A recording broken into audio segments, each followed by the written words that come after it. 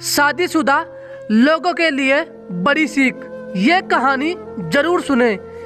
पत्नी ने ना जाने क्या किया था कि पति ने उसे एक के बाद एक कई थप्पड़ जड़ दिए।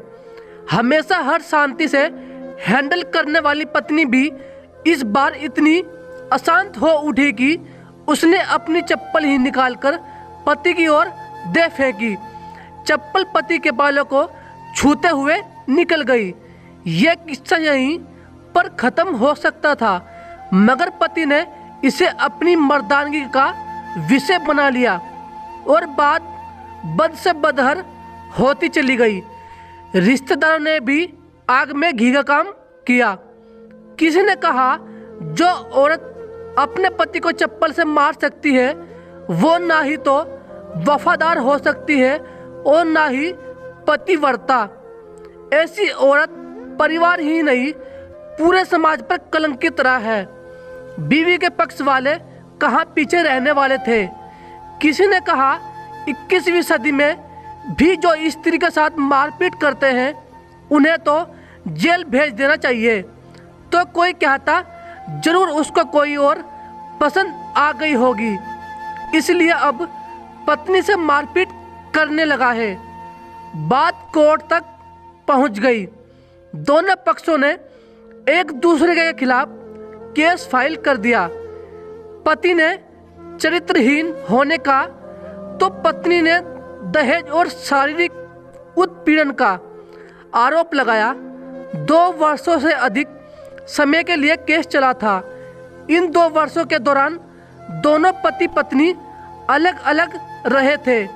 इन 2 वर्षों के दौरान दोनों पक्षों में समर्थकों की संख्या कम हो गई थी। पहले जहां दोनों पक्षों में समर्थकों का समूह होता था, अब गिने चुने लोग रह गए थे। पति और पत्नी दोनों ही आर्थिक स्थिति भी इस समय के दौरान नीचे गिर चुकी थी, जिन्हें वो अपना शुभ चिंतक समझ रहे थे।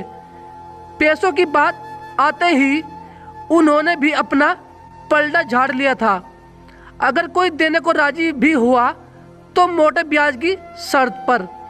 आखिरकार वही हुआ जो सब चाहते थे, डाइवोर्स। हर कोई खुश था।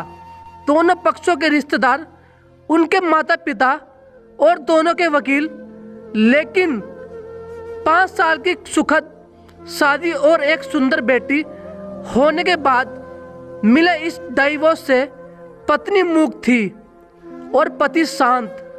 शायद ये एक इत्तेफाक ही था कि इस खुशी को मनाने के लिए दोनों पक्ष के लोग एक ही चाय की टपरी पर बैठे, आमने सामने। इत्तेफाक इसलिए क्योंकि ज़्यादातर लोग तो एक दूसरे के विरोध पक्ष को सपोर्ट कर रहे थे। वे एक दूसरे को अच्छे से जानते भी नहीं थे। पत्नी और पति भी इन सभी से दूर एक दूसरे के सामने मेज पर बैठे। पत्नी ने पति से कहा, अब तक खुश होंगे ना? तुम्हारे मन की जो हुई है मुबारक हो। तुम भी तो आज जीत गई हो। मुझसे तलाक तो तुम्हें भी मिल गया है। पति ने कहा, तलाक तो तुम जीत का प्रतीक समझते हो। पत्नी ने पूछा। पति चुप रहा। थोड़ी देर की शांति के बाद पति ने कहा, मुझे तुम 5 लाख रुपए अभी और हर महीने के 8,000 देने का आदेश है। अभी मेरे पास पैसे नहीं है, इसीलिए हमारा मतलब मेरा जो सिटी में फ्लैट है उसे तुम्हारे नाम कर देता हूँ। पत्नी बोली, लेकिन उस फ्लैट की कीमत तो 18 लाख की है। हाँ, लेकिन हमारी बेटी तुम्हारे साथ है और आगे जाके उसके खर्चे भी बढ़ेंगे, तुम्हें थोड़ा आसानी होगी। पति ने कहा, नहीं नहीं, मुझे सिर्फ 5 लाख ही देना और तुम हर महीने 8,000 तो देने ही वाले हो। मैं मैनेज कर लूँगी। अगर 5 लाख नहीं है तब भी कोई बात नहीं, पत्नी बोली। दोनों फिर से शांत हो गए। पति सोचने लगा, कितनी भोली और समझदार है ये औरत जो कुछ समय पहले तक मेरी पत्नी थी और अब अनजान। ये वही है जो कम से कम खर्चे में घर चलाती और पैसे बचाकर मेरे जन्मदिन और बर्थडे पर हमेशा मेरे लिए नए कपड़े खरीद लाती। कभी बीमार भी हो जाती तो पैसे बचाने के लिए मुझे मालूम ना होने देती और घरेलू नुस्खों से अपना इलाज कर लेती। मगर घर में कोई और बीमार होता तो तुरंत डॉक्टर के पास लेकर जाती। मेरी हिम्मत मारी गई थी। मैं ही अपनी झूठी मर्दानगी के चक्कर में इतनी बड़ी गलती कर बैठा। पत्नी के दिमाग में भी उथल पुथल चल रही थी। अभी भी वैसा का वैसा ही था। पहले भी खुद से ज़्यादा हमारे बारे में सोचता था और अभी भी वही कर रहा है। ये वही आदमी है जो मुझे एक्सीडेंट से बचाने के लिए खुद मोटरसाइकिल के आगे कूद पड़ा था और अपनी उंगली तुड़वा बैठा था। पता नहीं कौन सी मनुष्य घड़ी में झगड़ा कर बैठी। पति ने मौन तोड़ते हुए पूछा, अब तुम्हारे कमर का दर्द कैसा है? ज़्यादा तकलीफ तो नहीं होती? पत्नी हल्का सा मुस्कुराई और बोली, अभी भी होता है। अब तो पेट में भी क्रैम्प्स उठते हैं। तो होगा ही। तुम योगा या कसरत भी तो नहीं करती हो। अब किसी गायनेकोलॉजिस्ट को जरूर दिखा देना। पति ने कहा, तुम बताओ तुम्हारा अस्थमा कैसा है? क्या अब भी दौरे पड़ते हैं?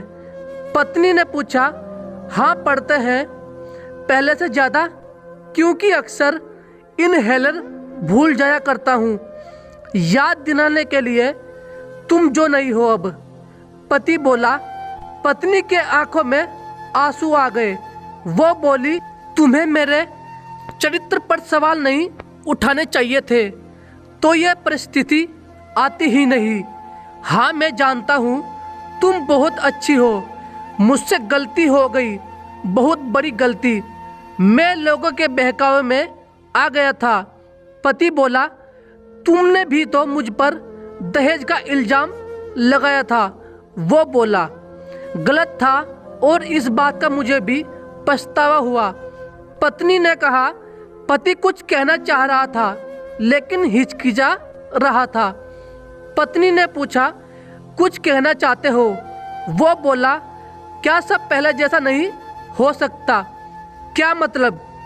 पत्नी बोली, मतलब कि हम फिर से पहले की तरह पति पति बनकर, सच्चे दोस्त बनकर नहीं रह सकते।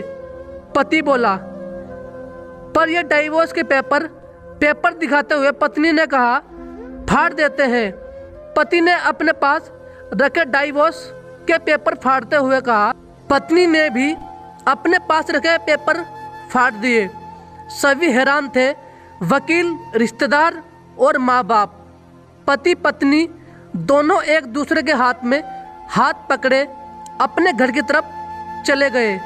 दोस्तों, ये कहानी उन हर पति पत्नी के लिए बड़ी सीख है जो छोटी छोटी बातों पर लड़ते हैं और इन झगड़ों को बड़ा बनाने, अलग होने का डिसीजन लेते हैं। प्यार और झगड़ा तो एक सिक्के के दो पहलुओं की तरह है। दोनों को स्वीकार करना होगा, तभी यह पवित्र रिश्ता उसकी मंजिल तक पहुंच पाएगा। वीडियो अच्छी लगे तो लाइक और सब्सक्राइब करना ना भूलें।